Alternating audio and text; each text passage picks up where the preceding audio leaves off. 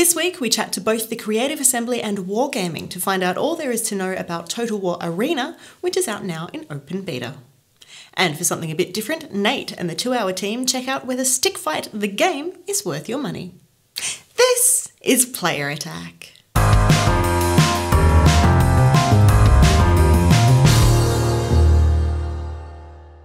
Hi, I'm Jessica Citizen, and in case you hadn't noticed, the hottest thing in video games right now is, of course, anything to do with Battle Royale.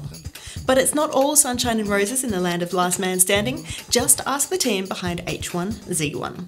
Sony's foray had already labelled itself king of the genre before too many serious competitors even arrived on the scene, and these days it looks like the crown may be made of thorns.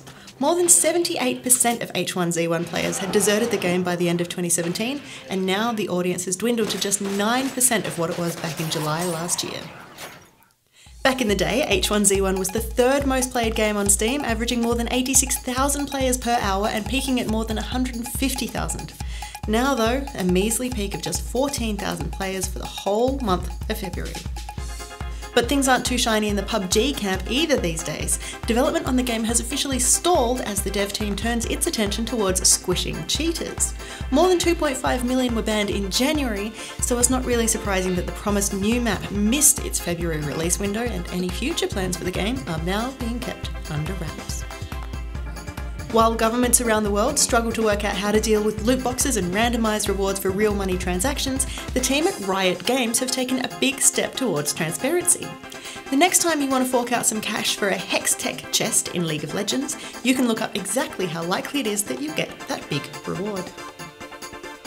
The publisher has revealed exactly what's in a Hextech chest, showing that even though you're most likely to get a skin shard, which happens in 50% of openings, there's still a 3.5% chance you might get a summoner icon shard plus 150 bonus orange essence. If that's a risk you're prepared to take, then go for it. But if the stakes are too high, at least you know what you're gambling with. It will be interesting to see if other games follow suit before lawmakers start putting pen to paper and demanding it. Now, in super quick news, Kingdom Come Deliverance has sold more than 1 million copies across all platforms, and more than half of those have come directly from Steam. EA has confirmed two things. One, it will host another pre-E3 EA Play event in Los Angeles, and that's where you'll get your first glimpse at the next Battlefield experience, which people are referring to as Battlefield 2018. Rumours are already buzzing about what exactly this new experience will be. One early leak suggests that it might be Bad Company 3, set in a not necessarily accurate rendition of the Vietnam War. One thing is for sure though, we already know that EA has pushed back the release of BioWare's Anthem into the first half of 2019, just so that this Battlefield can have the late 2018 calendar all to itself. But EA has made one big announcement already this year. It is time to head back to Paradise City with the reveal of Burnout Paradise Remastered, a shiny new version of the 2008 classic racer.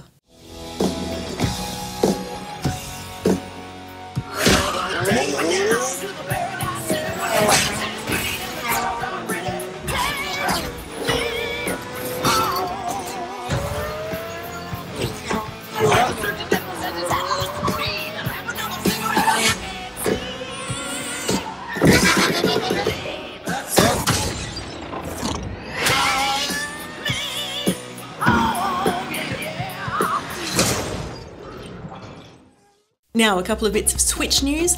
Doom has just been given its 1.1.1 update on Nintendo's hybrid console, and in a move that has surprised and delighted just about everybody, the game now includes motion controls. The tweak means you'll be able to use the Joy-Con's inbuilt gyroscope as well as the controller's analog stick to aim, which Bethesda promises will bring the perfect blend of immersion and accuracy. On the flip side, some clever people with too much time on their hands have worked out how to convert the Switch into a Linux tablet, largely just to prove that it can be done. Hacking collective Fail Overflow has released a video showing a Linux distro working on Nintendo's hardware, not just running a web browser and a graphics demo, but even taking full advantage of the touchscreen. We don't have the details on how you can do this one at home, but Fail Overflow says the hack is achieved by exploiting a bug in the console, and without adding any extra hardware. But we are hoping that Nintendo is too busy thinking about other things to care about a little hardware breach, like the fact that Fire Emblem Heroes has made nearly $300 million in its first year on sale.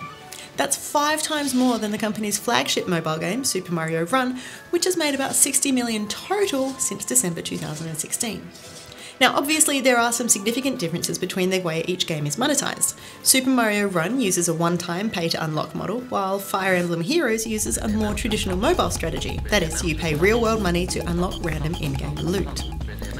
Nintendo's third mobile game, Animal Crossing Pocket Camp, is using a third model, where you can pay for in-game currency, and while it's already doing markedly better than Super Mario Run, its $20 million in 2 months is less than a quarter of the $86 million Fire Emblem Heroes made in the same timeframe. But even Fire Emblem's numbers are small fish in the big mobile pond. Compare $300 million to $1.1 billion, and you'll see what Nintendo and mobile partner DNA are up against. That is what Pokemon Go made in its first year. And finally this week, we all know that Assassin's Creed fans fall into one of 3 main camps. There are those who love the story, those who adore the gameplay, and those who simply want to explore the historical world that Ubisoft has created. If you're in the third camp and would just as happily do away with all of the combat, in-game violence, and even the story, you're now in luck. Assassin's Creed Origins now offers a discovery tour, which will hold your hand as you walk through ancient Egypt.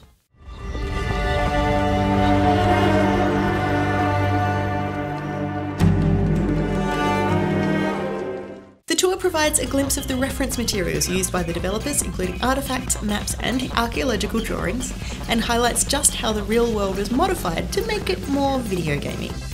Basically, the team at Ubisoft spent years immersed in the history and details of this iconic era, so it makes sense that they want to share. The educational mode is available now as a free download for anyone who owns Assassin's Creed Origins, but if you haven't got a copy of the game, don't worry, you can also grab the mode by itself for PC. For more information on any of these stories, or to keep up to date with the latest gaming news, head to playerattack.com. But for now, stick around, we've got plenty more still to come.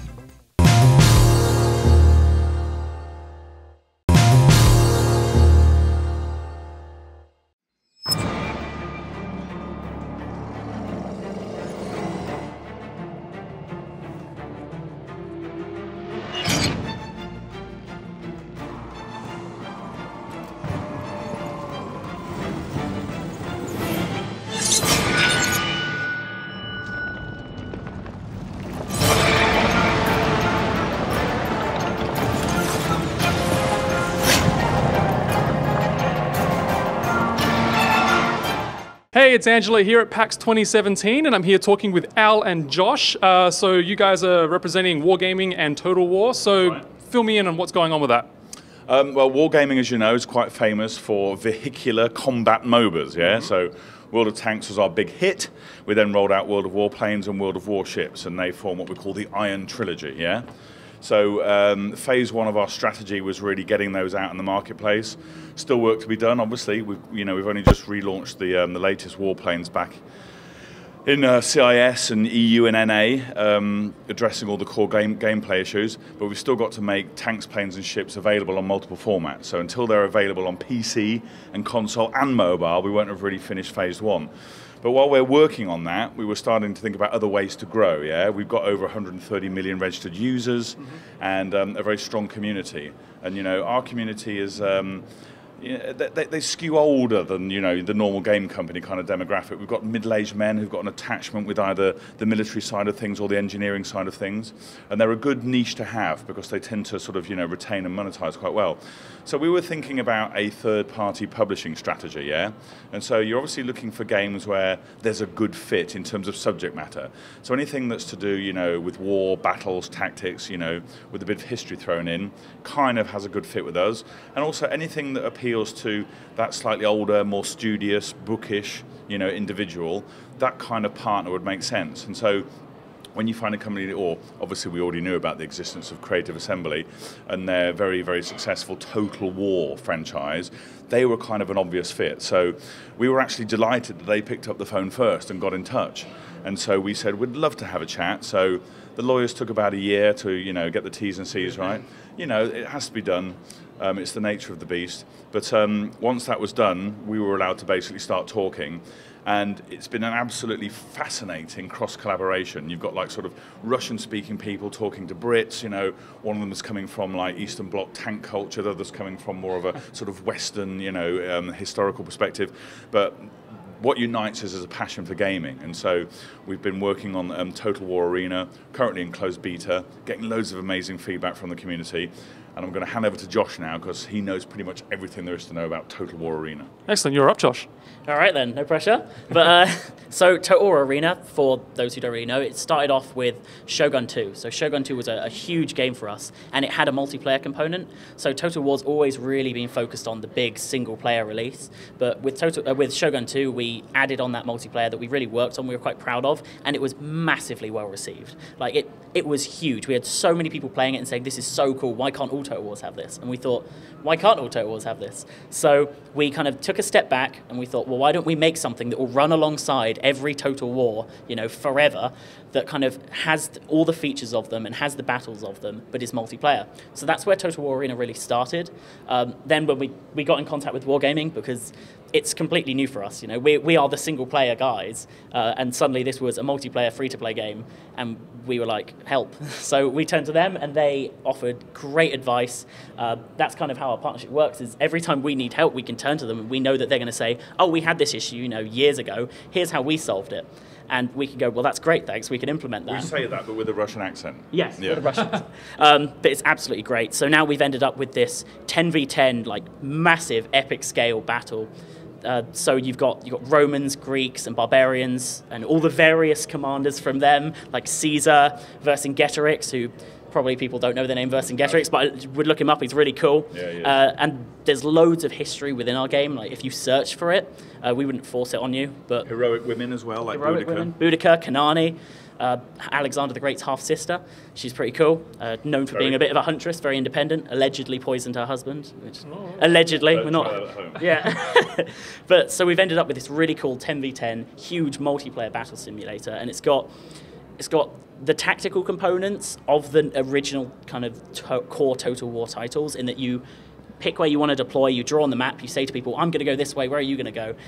And then you have this organized chaos of 10 people working together to defeat 10 other people, and you have to work together to win. And you have all this really cool like front line where you can see the Roman troops fighting, you can see the barbarians trying to get behind, but then the other Roman cavalry attacking them. It's incredible to watch, and it's so fun to play.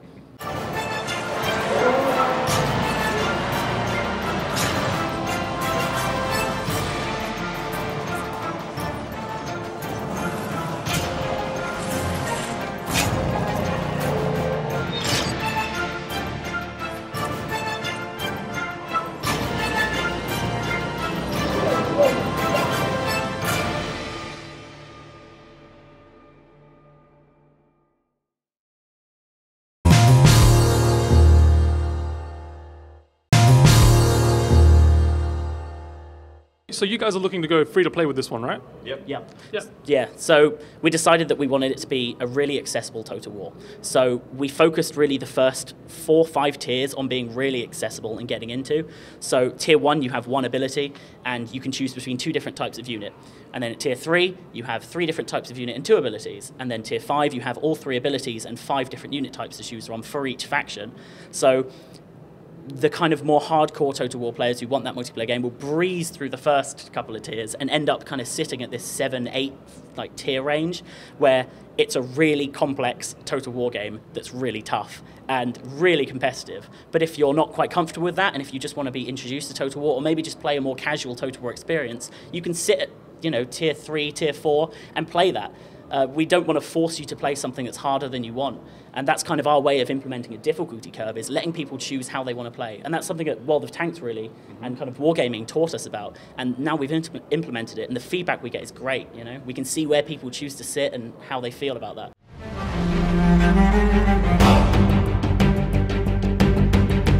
Passage of Augustus introduces an entirely new kind of map gameplay to Total War Arena, playing almost like a King of the Hill mode. Both teams spawn behind their bases and must initially rush to gain control of it.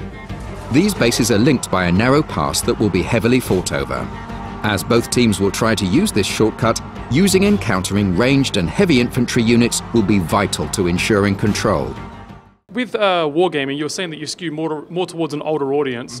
What are you trying to aim for with Total War Arena in that case? I mean, it's going to be free to play. It's going to open it up a lot more. Who are you already anticipating is going to come to this game? Good question. So we spend quite a bit of time and money researching, the different audience types out there, and if you do that job properly, you identify the different tribes and the different groups, and then you can start to think about which of your games, fits with, which group best, and indeed which new games that you should be developing to meet the needs of these groups. So we've got interesting names for our consumer segments. We've got the young gunner. Yeah, we've got the middle-aged militarian, we've got the senior historian, and the safe and studious. Very wordsmithy. Well, it's because I came up with them, and I swallowed a dictionary when I was about 5. With Total War Arena, the key segments really are the senior historian.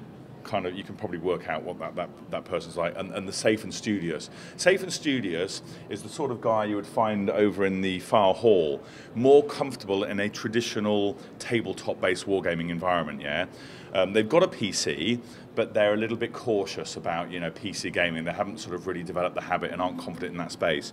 But with a game that kind of looks a bit like and plays a bit like a tabletop game, albeit a much quicker and more immersive graphically, that will appeal to them.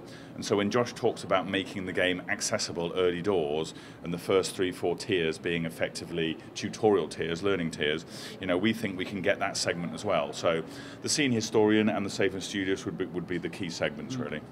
We find that because traditional Total War games, a battle could take 25-30 minutes. If you've got mods, it can take up to an hour. But with Total War Arena, there's a 15-minute cap, and we tend to find that most of them take 7-8 minutes. So it's a really good slot for people who either they're quite young and they just want to play, like the kind of the young gunner guys you're talking about. They just want a quick match, they want to play something quick, and they want to get that thrill of it. But also the people who don't have much time to game, and they don't want to be drawn out into a really long campaign, which is what Total War's known for. So focusing on the shorter battle means that people who love Total War but just don't have the time anymore to commit to it can come to Total War Arena and still play those battles. Yeah, and ironically, it's a bit like the difference between, say, a film and a television show. A lot of people look at a film and go, 2 hours, I'm not sure. But an hour long, it's like they'll commit. But then because it's so good, they'll watch a second and the third one and end up spending more time in there anyway. So yeah, it's not trickery, it's just about the game is so much fun. It's so sticky. Even though it lasts 7-8 minutes, you ended up playing 4 or 5 of them in a row, and your overall time commitment to the game is actually slightly longer. So it just works nicely. So with Total War originally, you got more large-scale battles, but it was more focused on single player, so the matches would last longer, obviously. So how much of your design philosophy had to change in order to fit in with the whole 15-minute cap thing? It was pretty tough for the first couple of years. Like we were debating with ourselves, like, are we trying to emulate a Total War battle, a traditional one, or are we trying to do something different?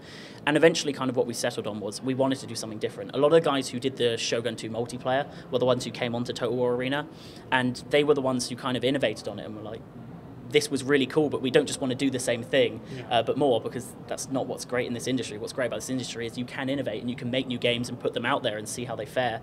And we found that our multiplayer experience is really unique. Like, you have your units, but when they die, you're out the battle. That doesn't mean you're not playing. You just switch another commander and jump into another battle. It's really cool, and it's something we learned a lot from you guys as well, but we put our own kind of Total War twist on it, and I think it works really well. Absolutely. Excellent. Well, that's great to hear. You guys are really enthusiastic about everything. This game sounds like a lot of fun. You got, it seems like you've got like the nice sweet spot going on there, trying to get those older and younger gamers, and you've got it nice and short. So when can we expect the game? It's a good question. As soon as, but we just can't commit. Yeah. There's just too much to do right now. Every time we think about it, we think about another feature or another thing that we want to add in, but we wouldn't just want to add that into a live game. We want it to test it, so we stay in beta, and we're just like, we want to add more content, you know? And that's PC only so far? Yep, so no Mac yet or anything like that? Nothing to announce? Typically in the industry, you sort of lead on one format, and then you make that successful, and then you're then allowed to sort of think about, expanding onto other formats. So it's relatively early days in the sort of Total War Arena journey.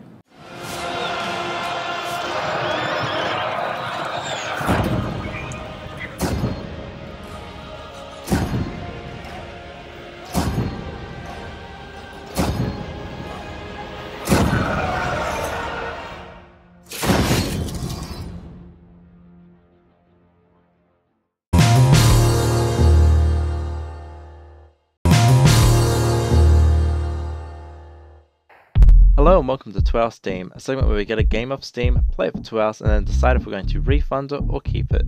I am Nate, playing as Nate. Hey, I'm Xavier and I am playing as Cyclonic today. Hey, I'm Harmony and I'm playing as Keep Calm and Kill More Zombies. Hey, I'm Dean and I'm playing as Tainted Paint today.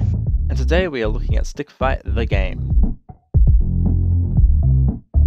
Stick Fight the game is a hilarious last man standing multiplayer stickman fighter with ragdoll physics, where you have to fight to the death while the world around you crumbles and tries to beat you with everything it has. Weapons will drop occasionally. These weapons range from pistols, shotguns and assault rifles. You get heavy weapons like chain guns and rocket launchers, and then you get the outright weird and exotic weapons like snake launchers and laser beam railguns. And my personal favourite, the Singularity Gun, which just creates a black hole that consumes everything in the level. Although weapons and guns are powerful and quite varied, picking one up doesn't instantly mean that you're probably going to win because they are more self-destructive than maybe useful. For example, the shotgun that can just blow you off the edge, or the snake gun which the snakes can turn on you at any time. It's all around just a chaotic death fight, and it finishes when the last person's left standing and then immediately puts you in the next arena and you just keep going. It's endless. In addition to that, I do like how the game includes world bosses in the form of you as a player, where someone grabs the power up and then everyone has to fight that one person as they fly around trying to kill everyone else. And during this period, friendly fire is turned off, so it is literally 3 versus 1, which I think is really cool. Like a lot of us, I got a little bit confused with the start menu saying press any key. You couldn't just press any key, you had to press something in particular to movement or something like that, which I was having difficulty with because I was playing with the keyboard, but once I switched to controller I found it much easier. I absolutely loved that there was an interactive menu, but once you went through the main part, it was either host or quick match. So unless the person hosting invited you through Steam, I wasn't really sure what to do. The game as it stands doesn't have too many issues, and the only issues I sort of ran into were that a couple of times when I spawned, the thing I was standing on would either be already destroyed or there would be a spike already on my head and I would die instantly. But the games are very fast and quick paced, so you don't really notice that. It's like, oh, well, I've missed out on this match, but there will be a next match in 10 seconds, so it doesn't really matter. You just sort of get into the flow of it all. This game is great as a casual game as is. However, I can't help but feel that there is plenty of things that could be improved. Adding in a score system. I would have liked to know how many times I won and how many times I lost, how many times I got shot, how many times I fell off, that kind of thing. It would be nice if they showed you just that. Just a quick, hey, here's how many times you've won kind of deal. Helps keep tally, especially since it's a party game. You want to know who has to drink and who gets to stay sober. One thing that could easily improve the game is simply having more levels, or even player created levels, which could be a lot of fun. The only other thing that I would say that would make this game better is to have more game modes than just a free-for-all. Maybe team deathmatches, maybe capture the flag or king of the hill as you try and like fend off people ragdolling their way up. Sort of to mix it up a bit more than just continuously fighting and fighting and fighting. Customization, rewards for streaks or winning or stuff like that. You know, no hats or moustaches. Being able to select your color. I know I had a few issues. I usually play as the green guy. I got the red guy, and I kept thinking I was green and running off the edge. I was like, dude, wait, I'm red. Where am I? Oh, I'm dead. It's a simple game. It should stay simple. I don't want to go overboard. Those are a few updates that could come out and do pretty well for it. The game as it is quite good. It's quite a good party game to have your friends over and play on the couch, and online if you want to chat on Discord or Skype. I definitely think it excels as a friend game more than fighting randoms. So based on that, I don't think I'll keep it for myself, but playing with friends in a local setting, yeah, definitely, I'd keep it for some fun party nights. Stick Fighters is a fun game. I had a lot of laughs and I enjoyed myself while playing it. However, it is limited in that you will only play it with friends and only occasionally. The game gets repetitive very fast. If you're looking for something to have a short time with mates online and fun, this is certainly going to be a game for you. I enjoyed myself. I would play this game with friends, but I would not keep it for myself. I would certainly encourage people to check it out and have a few good laughs. The fact that you can play the game locally definitely extends the playability, because after the first game it kind of gets a bit boring, but playing it locally with friends, you could have a few drinks and it could be a lot of fun. However, because I don't really throw many parties or things like that, I probably won't be keeping this game for simply online play. Would I keep this game? No. I don't have enough friends and I don't throw enough parties.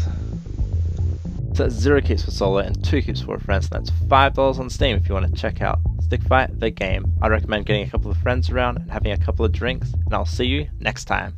And that's about it for this edition of Player Attack. Thanks for watching. Next week, we're finding out about Dumb Ways to Die, which started life as a public safety announcement and has blossomed into a viral game sensation. And we take a look at A Night in the Woods, out now for Nintendo Switch. In the meantime, you can catch us at playerattack.com. We're on Facebook, YouTube and Twitter. And if you've got something you want to say, send us an email, mailbox@playerattack.com, or just hop on our forums. Also, if you want to support Player Attack, you can find us on Patreon and help us bring you the latest in gaming news, plus all these wonderful interviews and reviews from the world of video games. Till next week, I'm Jessica Citizen, and this is Player Attack.